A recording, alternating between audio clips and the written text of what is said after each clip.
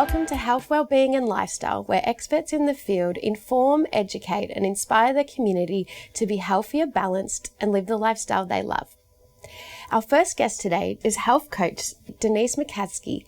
We'll be discussing the topic, are you feeling powerless about your health? Epigenetics and a personalised lifestyle can help you prevent chronic disease. Welcome, Denise. Hi, how are you going? Denise, you say you have more control over preventing chronic disease than we think. Can you explain what you mean by that? A lot of people think that we're at the mercy of our genes, and we're actually not. About 80% of our lifestyle diseases are related to how we're living. This sort of becomes around the topic of epigenetics. And epigenetics is probably something that people have heard before, but maybe not be quite sure about what it is. And a good way to understand it is to break it down. I like to break it down into the two parts. So the epi, the first part of the epigenetics refers to on top or above, and the genetics is our DNA. So most people understand, we've got genetics, we've got DNA. But a lot of the things that we do and how we show up in the world is a result of how those genes are expressed. These genes can be altered by things that sit on top of the genes or affect the genes, and that's the part of the epigenetics. So it really does come down to lifestyle, and all of the things that we do in our lifestyle influences where these markers might go or how these genes are either turned on or silenced. So that's how we can have a lot of control, more control over what happens to our health. And we're not really at the mercy of just getting a chronic disease or an illness. Most of us who, how we do end up getting sick differs so much. You might know someone that has lived a certain way, like maybe smoked their whole life and has never been sick. Or someone else has gotten lung cancer. Why is it that we can do similar things to other people, but our results can be very different? And that is really because of our genetics. Can you give us an example of how tailoring an approach to someone's genetics or their personal biology could make a difference? Tailoring approach is really helpful because it does save a lot of guesswork. People can try lots of different things, and you might have heard someone does very well with intermittent fasting or to be on a keto diet. So someone might try to do that as well and find that it doesn't work for them. So there's no problem with people trying things. That's definitely a strategy, but it can put people into more of a stress response if they're doing something that's against their genetics or their natural biology. And so we can personalise particular strategies for people by understanding what their biology is and what their DNA or genetics is best suited to, and personalised strategies for them knowing that. So they don't have to go through the guesswork. So I can give you some examples around all the lifestyle strategies or lifestyle things that we do. Very common, food. Everyone eating different foods can be very challenging, trying to work out a different diet, like should I be vegetarian, should I be carnivore? But when we do genetic testing, we can see that someone's biology will be better suited to metabolizing vegetables, for example, or they're better responding with carbohydrates, or better responding to proteins or fats. So this can help us set a diet or a nutritional approach around the things that suit their body better. So if they're very responsive to carbohydrates, eating a diet with more carbohydrates is going to be very beneficial for them, rather than avoiding carbohydrates because they think that they should, or that avoiding carbohydrates for someone else was good for that person, but it might not necessarily be good for this person. Similarly, with exercise and workout, you see a lot of people trying to do workouts that worked really well for other people, like the HIIT kind of style, the F45 and the CrossFit and all of the high intensity kind of intervals where people can get results if their body is suited to that kind of training. Someone who has the genetics that is better suited to strength training or endurance type training would do better or get better results doing that kind of activity. And so we just want to try to avoid putting the body under unnecessary stress by knowing how to match people's lifestyles to, what they've been born with, basically. Denise, what are some tips you've got for our viewers in terms of them taking control of their long-term health? Definitely for long-term health, so that we're avoiding or preventing the chronic health issues that we see, the diabetes, the obesity, osteopenia, osteoporosis, all these kind of chronic diseases. We can really avoid those by 3 simple things. Well, there's more, but I will limit it to 3. So thinking about eating healthy, and while we can personalise how that might look for somebody, what foods exactly they're eating, how much of certain types of foods, so what percentages of carbohydrates, proteins and fats, and also the timings of when people eat. That's really important too, the chronobiology of when we should be eating, like how our body best metabolises foods. For most people, avoiding processed foods and eating whole foods in their natural state is going to be a really good tip for longevity and healthy living into the future with, trying to avoid those chronic illnesses.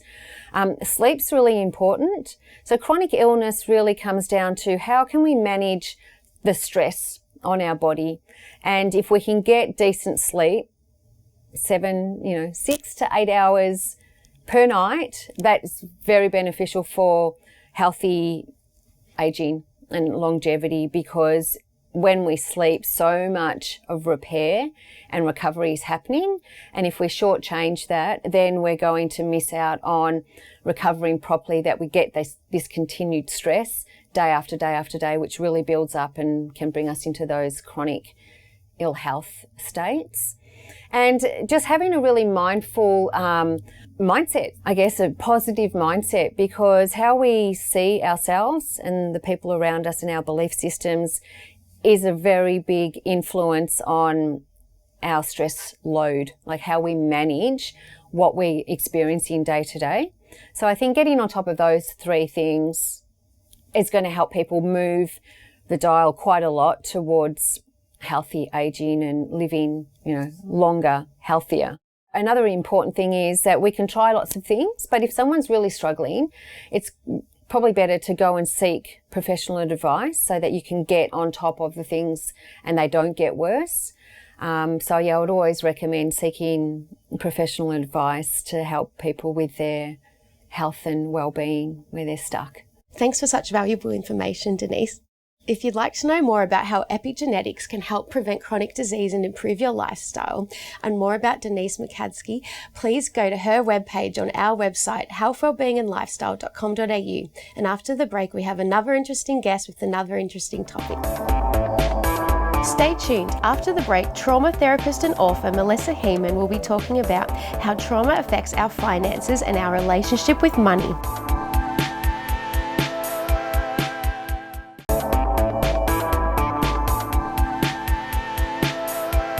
Welcome back. Our second guest, Melissa Hiemann, is a trauma therapist and author, and the topic we'll be discussing today is how trauma affects our finances and relationship with money. Welcome, Melissa. Hello, thanks for having me. Melissa, how does early trauma affect our relationships with money? Yeah, so I guess before I go into that, I'll explain about what trauma is. So trauma can be any stressful or very emotional response that we have growing up, and those strong emotions embed in our nervous system, in our body, a strong belief about ourselves and the world. So for example, with money, if we grew up in a family where our parents and our family was always saying, oh, our rich uncle, he's so evil, he's so bad, he doesn't share his money, I might grow up thinking, well, if you have money, you're a bad person. And so in that particular case, I will make sure I don't have lots of money because unconsciously I don't want to be a bad person. Another belief could be that, so say I grew up in poverty and I grew up, we didn't have much money, we were always scraping by. That will normalize to me. I will believe that is what it's like to be in a family, to live, that you're always stressing about money, fighting about money and never having enough. And so we can take that generational trauma with us into adulthood and just recreate those beliefs. Melissa, how does money management affect our relationships with other people? Firstly, we have a relationship with money ourselves. And so when we relate with money, maybe we might be anxious, maybe we might want to hold on to money, maybe we want to get rid of it all, and we don't know why. And how this can affect us in relationships if we both have conflicting conditioning or trauma from growing up on how to manage money, then it's going to get really frustrating. And there's high rates of divorce because of financial issues. So for example, if there's a relationship where a husband and wife, they both manage money very differently, there might be a lot of conflict in the house around it. And so for example, one partner always wants to go buy designer clothes and outfits and get rid of all their money, and the other partner always wants to save and make sure that they have enough to eat, roof overhead. And so if the partners are fighting around that, two things will happen. They might lose their relationship with each other, or they're just a high conflict. It's not very nice. And also the kids might be watching that, and the kids are watching that relationship and thinking, wow, money causes a lot of fights. When I get into a relationship when I'm older, we're just not going to talk about money, you know, or we don't want to, I don't want to have money because it causes fights. And that continually gets passed down. The other thing can be in terms of our own relationship with money. It's like, do we trust that more money is going to come in, or do we hold on to it? Because some people have trauma around money has been stolen from them, and because of that, they constantly get rid of all their money in their account because they have this trauma, they have this fear.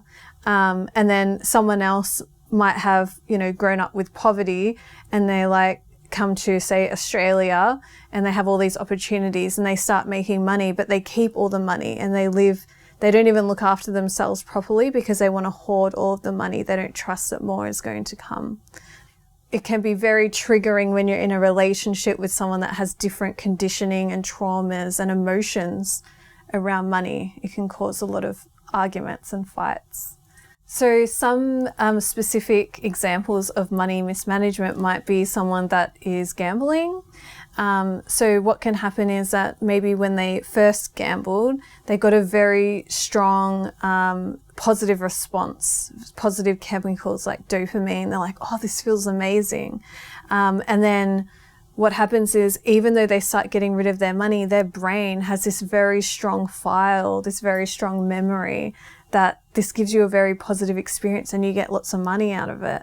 And that's why these people will keep gambling until they might lose their family, their house, their relationships, because they're chasing that initial dopamine release.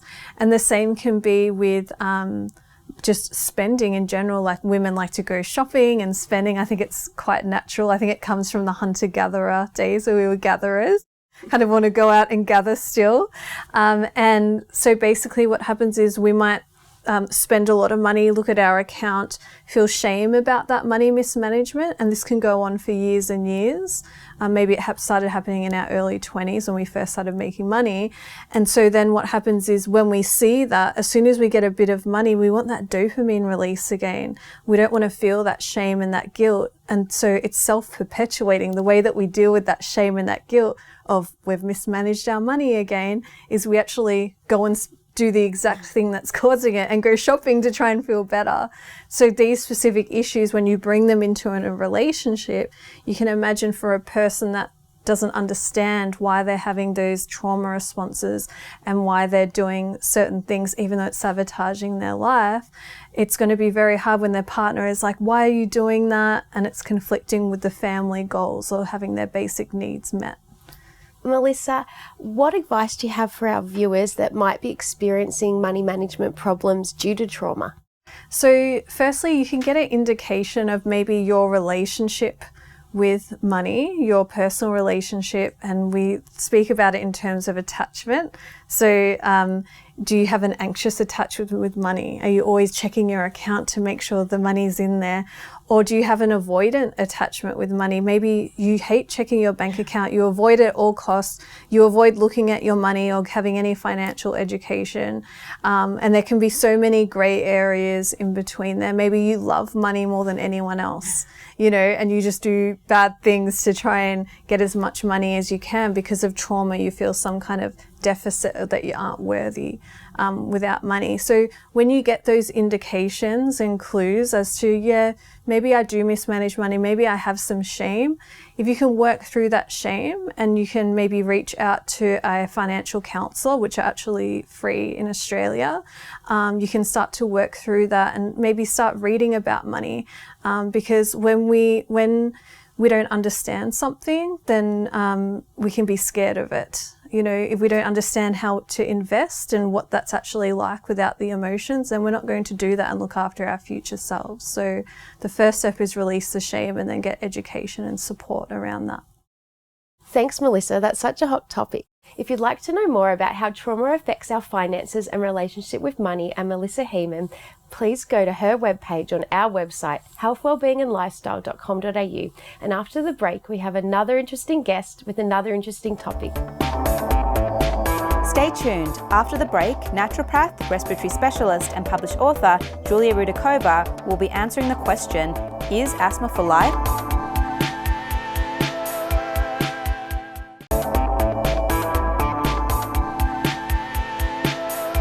Welcome back. Our last guest today is naturopath, respiratory specialist and published author Julia Rudakova, and she will be answering the question, is asthma for life? Welcome, Julia. Thank you so much for having me. So, is it true? Is asthma for life? So let's look at what asthma is and break it down from there. So asthma is a normal body response to a trigger. It could be chemical trigger, it could be a virus, could be hormones, could be emotions, could be a physical exercise. It can be dust, pollen, any irritant in the environment. And the body's natural response is to expel it, to constrict the airways, and to produce mucus. Bring it up, to take it out, to moisten the airways. And when that happens, we're forced to cough. The breathing changes. Sometimes it's harder to exhale. Sometimes for some people with asthma symptoms, it's harder to inhale. So it varies from person to person. And we need to break that vicious cycle of overbreathing when an asthmatic person gets into asthma symptoms for a prolonged period of time, when it settles in and the body starts breathing differently on a regular basis, even between asthma onsets. We start breathing differently. We're breathing more shallowly and sometimes with more force. Is it possible to break the cycle of asthma? Yes, of course it is. And that vicious cycle of overbreathing, I just want to break it down a little bit. What happens is that the chemoreceptors in the respiratory part of the brain, they detect how much carbon dioxide is there in the blood at all times. So it's mostly about carbon dioxide, not oxygen, right? When we think about what pushes us to take that next breath, people think, well, it's oxygen levels, it's carbon dioxide. Carbon dioxide is an amazing chemical and it's underutilized by people. And with the vicious cycle of overbreathing and mouth breathing, what happens is we lose that carbon dioxide, and it is a muscle relaxant. So when we talk about asthma, we think relaxation of the respiratory system, opening up the airways. To open them up, we need to relax the muscles of the bronchi. And to do that, we need to utilize that carbon dioxide. And to do that, we need to retrain the chemoreceptors in the respiratory part of the brain, and that's where the Buteyko breathing method comes in super, super handy, because there are certain exercises that we do. It's a progression. We move forward with the difficulty of the exercises. So to retrain the receptors, you need to be able to be tolerant to carbon dioxide. So the epidemic currently in the world is carbon dioxide intolerance. That pushes you to breathe fast, to breathe forcefully, to breathe a lot. And overbreathing, I always compare it to overeating. It's just as detrimental for our health on a very basic physiological chemical level. And to be able to do those exercises, you do not need any special physical preparation. As I said, we can start where the person is at, and that will break that cycle of overbreathing and bring the body back into the functional pattern, so that you breathe utilizing the right muscles, because that's very important for the chemistry in the body. When we breathe, we engage the diaphragm, and when the diaphragm is engaged, that means that the air is moved, is circulating in the lungs properly. And the most blood vessels in the lungs we have in the lower lobes where the diaphragm is sitting. So using the right muscles, using the diaphragm is very important for establishing good chemistry in the body, and using the right organs, using the nose and doing it properly at a proper rate.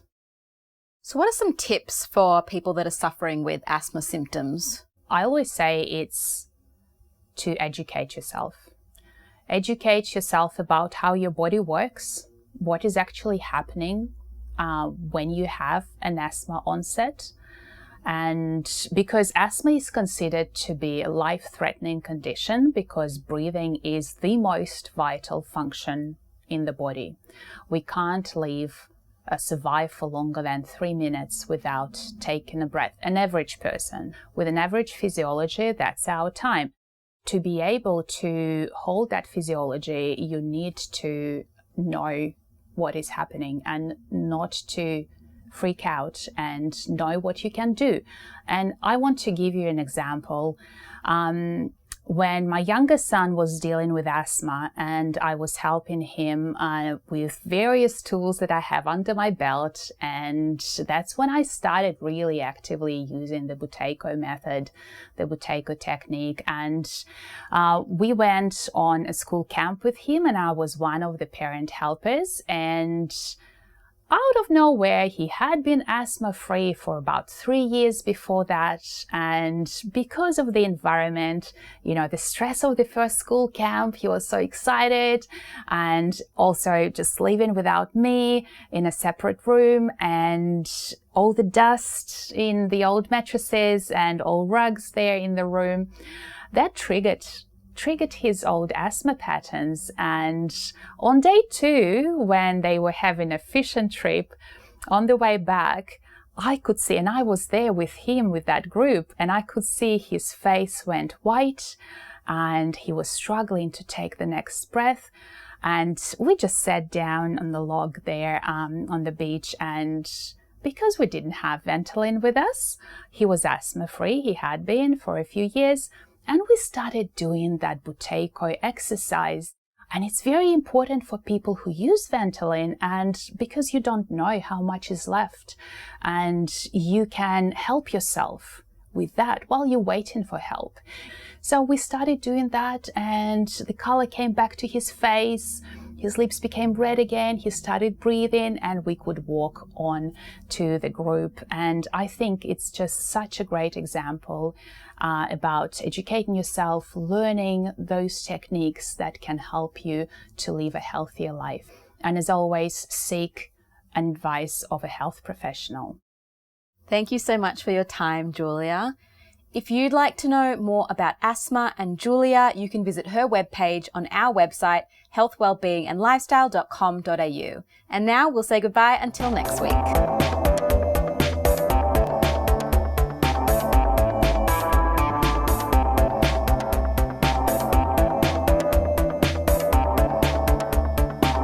If you'd like to know more about our show, please like us on Facebook, follow us on Instagram, and subscribe to our YouTube channel.